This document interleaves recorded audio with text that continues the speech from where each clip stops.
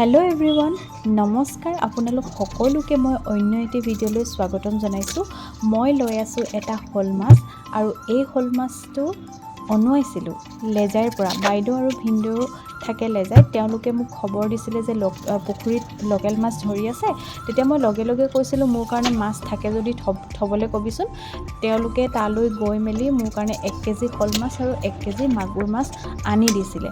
আৰু মাছটো আনোতে যি আছিলে, মই গোটেই ৰাতিটো তাক জীয়াই ৰাখিবৰ কাৰণে বাচন এটাত ভৰাই থ'লোঁ অলপমান পানী দি। যিহেতু মাছটো ডাঙৰ আছিলে সেইকাৰণে কম পানীত আৰু সৰু বাচনত থাকিব নোৱাৰিলে, মৰি গ'ল। আৰু ৰাতিপুৱা মই কি কৰিম, উপায় নাই। এতিয়া মোৰ হাতত গড়ো নাই আৰু ডাঙৰ দা কটাৰী একোৱেই নাই।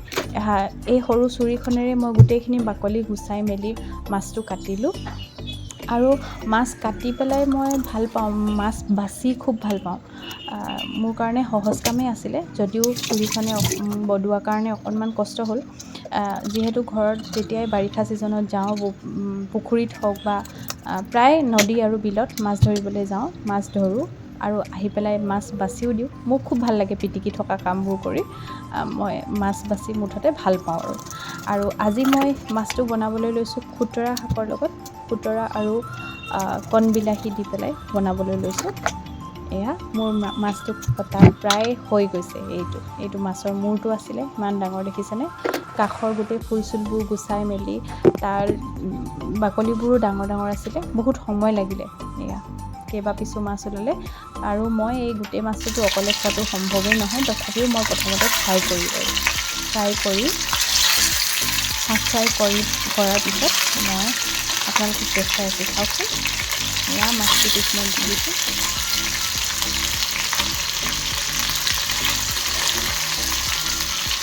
আগতে ভাত যেতিয়া বনাবলৈ মই চব্জি হওক বা ভাত হওক বা যিয়ে হওক, কিটচেনৰ কাম মই কৰি একেবাৰে বেয়া পাইছিলোঁ।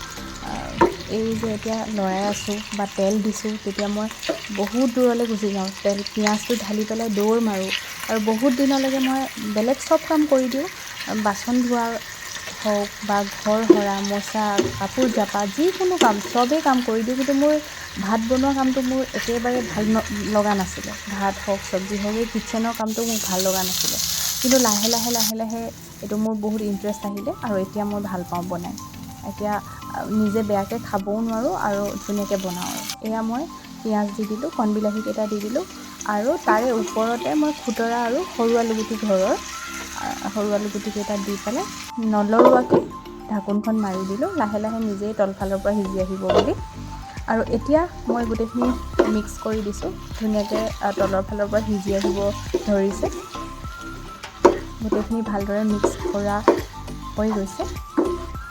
আৰু অকণমান সময়, প্ৰায় 2-3 মিনিট 4 মিনিটমান মিডিয়াম ফ্লেমত ৰাখি থ'লে পানী দিব পৰা হৈ যাব।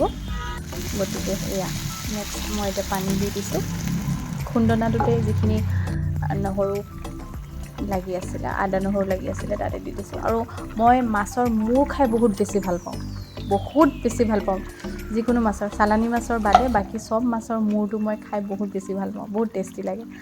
আৰু বাকীখিনি মাছ থৈ দিলোঁ। এইকেইপিচেই মই ৰান্ধিছোঁ। এয়া ইমান ধুনীয়া মিঠা হৈছে, খুব মিঠা হৈছে। মই অকণমান টেষ্ট কৰিও চাইছিলোঁ। মাছটো একেবাৰে ধুনীয়া সোৱাদ থকা মাছ। লাষ্টত মই আকৌ এবাৰ দেখাই দিছোঁ। এয়া অকণমান লৈ পেলাই টেষ্ট কৰিলোঁ। বহুত টেষ্টি হয়। আজিলৈ ইমানেই। Bye bye.